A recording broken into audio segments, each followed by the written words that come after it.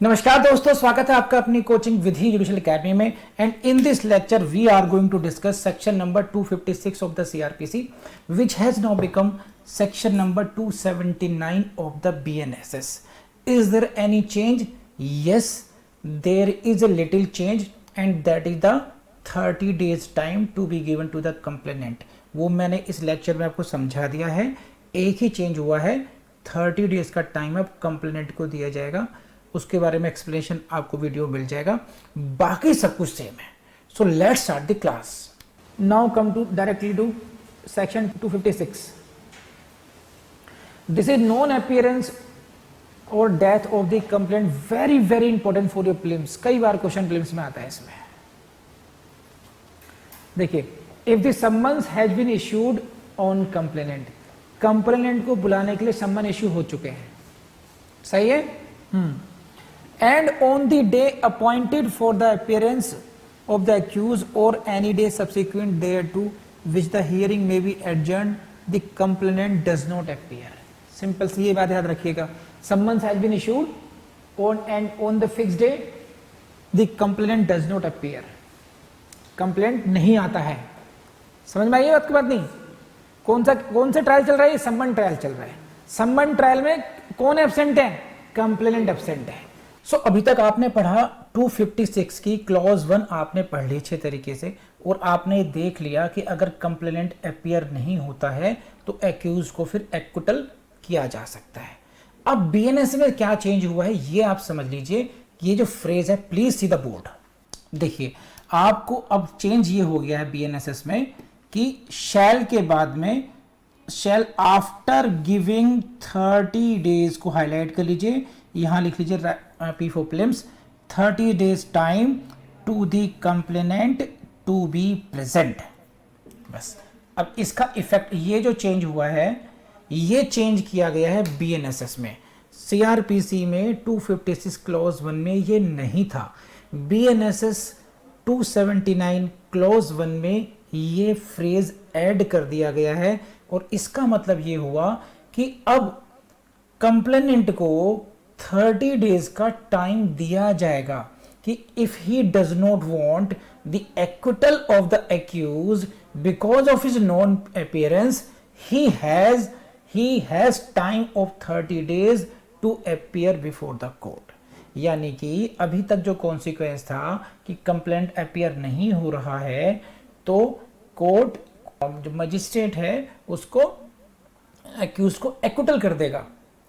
अब यहां पर एक इन बिटवीन क्लॉज आ गई। No, principles of natural justice की डिमांड ये है कि अगर कंप्लेनेंट किसी वजह से नहीं अपीयर हो पाया है, he shall be given 30 days time to the complainant.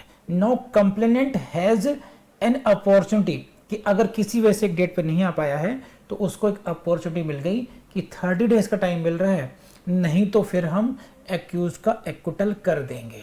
Right? तो ये 30 डेज का जो टाइम है इसको आप हाईलाइट कर लीजिए अच्छी तरीके से। ये आपके प्रीलिम्स में पूछे जाने की पूरी संभावना है। Very very high probability of this time limit being asked in your exam. तो आई बिलीव अब आप कर लेंगे अच्छे तरीके से। तो 256 क्लॉज 1 में ही चेंज हुआ था, 279 में और कोई चेंज नहीं है। बाकी सब का सब एक्सप्लेनेशन इसमें सेम रहेगा। And now let's proceed with the class. अब please go to right side, एकदम चाहिए 256 से 2 भी पढ़ लीजिए साथ में ही, समझ में आएगा कुछ अच्छे तरीके से। The provisions of subsection shall as so far as may be apply also to cases where the non appearance of the complainant is due to his death. समझ में आई बात आपको?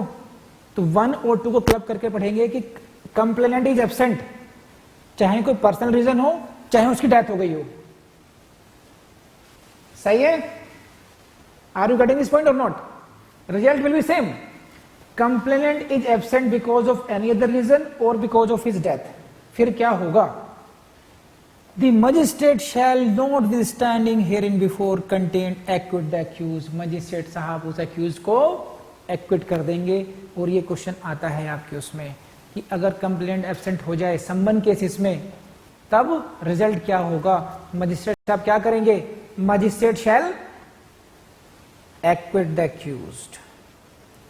आप समझ रहे हैं बात? ऑप्शन में क्या आ जाएगा, discharge the accused, release the accused, ये सब टेक्निकल टर्म क्या यूज की गई है, एक्विट द एक्यूज। सही है, गॉट इट और नॉट, कर लेंगे, आपने हाईलाइट क्यों नहीं करते हो, कर लिया, very good. Unless for some reasons he thinks it proper to adjourn the hearing of the case to some other day. लेकिन ऐसा नहीं कि 100% कंपल्सन है ही मजिस्ट्रेट के लिए, मजिस्ट्रेट साहब को अगर लगता है कि भाई नहीं एडजर्नमेंट करना जरूरी है आज, तो दैट कैन बी एडजर्न। लेकिन अगर प्रीलिम्स में क्वेश्चन आ जाएगा तो आपको ये मारना है, ये करना है, एक्विटल।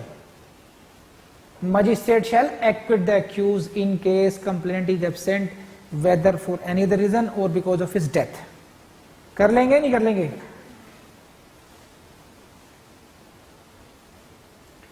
सही है। नाउ लेकिन where the complainant is represented by pleader or his, लेकिन अगर कंप्लेनेंट है रिप्रेजेंटेड कैसे, complainant is represented by a pleader, उनका वकील साहब है कोई, or by the officer conducting the prosecution, उनके बिहाफ पे प्रोसिक्यूटिंग ऑफिसर है अगर कोर्ट में, कंप्लेंट खुद नहीं है, कौन है उनके बिहाफ पर, उनके वकील साहब है या प्रोसिक्यूटिंग ऑफिसर है, और where the magistrate is of the opinion that the personal attendance of the complaint is not necessary. इस आज की डेट पर पर्सनल अटेंडेंस उनकी जरूरत नहीं थी। द मजिस्ट्रेट में dispense with his attendance and proceed with the case. तो फिर केस को एक्यूज को एक्विटल करने की जरूरत नहीं है, फिर एक्यूज का एक्विटल करने की जरूरत नहीं है।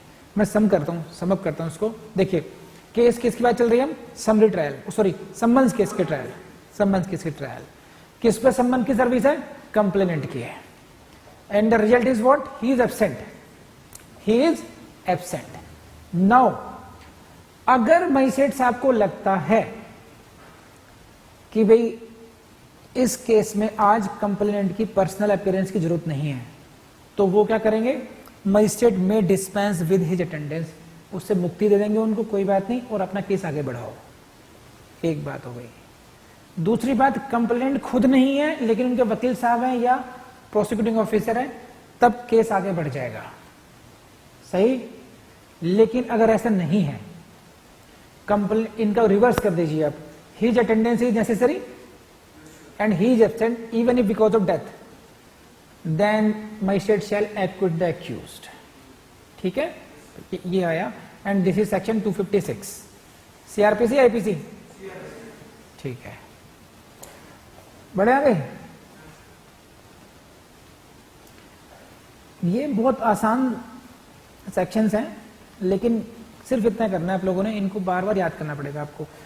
तो कर लिया आप लोगों ने, लेकिन आप खुद से पूछना कि क्या जो मेहनत हम आपके साथ कर रहे हैं, क्या आप उतनी मेहनत खुद के साथ कर रहे हैं, खुद के भले के लिए कर रहे हैं, या आप नहीं कर रहे हैं।